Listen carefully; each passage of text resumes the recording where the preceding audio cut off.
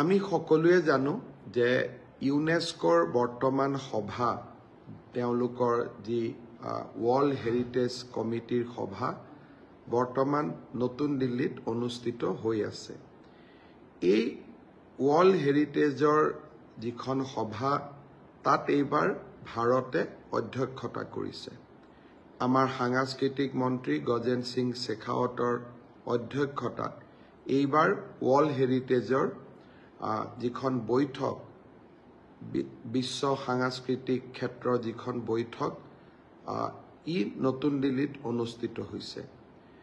আমাৰ অসমত নেচাৰ হেৰিটেজত বা প্ৰাকৃতিক দিশৰ ফালৰ পৰা কাজিৰঙা আৰু মানস আগৰে পৰা ওয়াৰ্ল্ড হেৰিটেজ হিচাপে স্বীকৃতি পাইছিলে, কিন্তু কালচাৰেল এছপেক্টত যি ঐতিহ্য সূচায় সেই ক্ষেত্ৰত অসমত আমাৰ ওয়াৰ্ল্ড হেৰিটেজ নাছিলে। চৰাইদেউ মৈদাম ক্ষেত্ৰক ওয়াৰ্ল্ড হেৰিটেজ কৰাৰ বাবে মানুহৰ দাবী আছিলে। অসমৰ মুখ্যমন্ত্ৰী হিচাপে প্ৰধানমন্ত্ৰী নৰেন্দ্ৰ মোদী ডাঙৰীয়াক যোৱা বছৰ মই অনুৰোধ কৰিছিলোঁ যে আপুনি চৰাইদেউক ভাৰতৰ মনোনয়ন দি বিশ্ব ঐতিহ্য ক্ষেত্ৰৰ বাবে ভাৰতৰ একমাত্ৰ মনোনয়ন হিচাপে আপুনি ৰিকমেণ্ড কৰক। প্ৰধানমন্ত্ৰী মোদী ডাঙৰীয়াৰ সন্মুখত দুটা প্ৰস্তাৱ আছিল। এটা প্ৰস্তাৱ উত্তৰ প্ৰদেশৰ সৈতে জড়িত আছিল, তথাপিতো প্ৰধানমন্ত্ৰী মোদী ডাঙৰীয়াই বিশাল হৃদয় দেখুৱাই, মই এইকাৰণে কৈছোঁ মোদী ডাঙৰীয়া উত্তৰ প্ৰদেশৰ MP, কিন্তু তেখেতে আমাৰ কাৰণে বিশাল হৃদয় দেখুৱাই চৰাইদেউ মৈদামক ওয়াৰ্ল্ড হেৰিটেজৰ বাবে ৰিকমেণ্ড কৰিছিলে।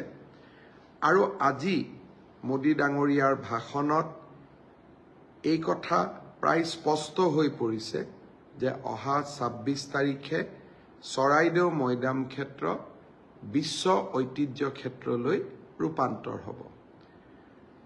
নেচাৰ কেটেগৰীক বাদ দি সাংস্কৃতিক কেটেগৰীত কালচাৰেল কেটেগৰীত এয়া অসম আৰু উত্তৰ পূৰ্বাঞ্চলৰ প্ৰথম ওয়াৰ্ল্ড হেৰিটেজ বিশ্ব ঐতিহ্য ক্ষেত্ৰ হ'বলৈ গৈ আছে।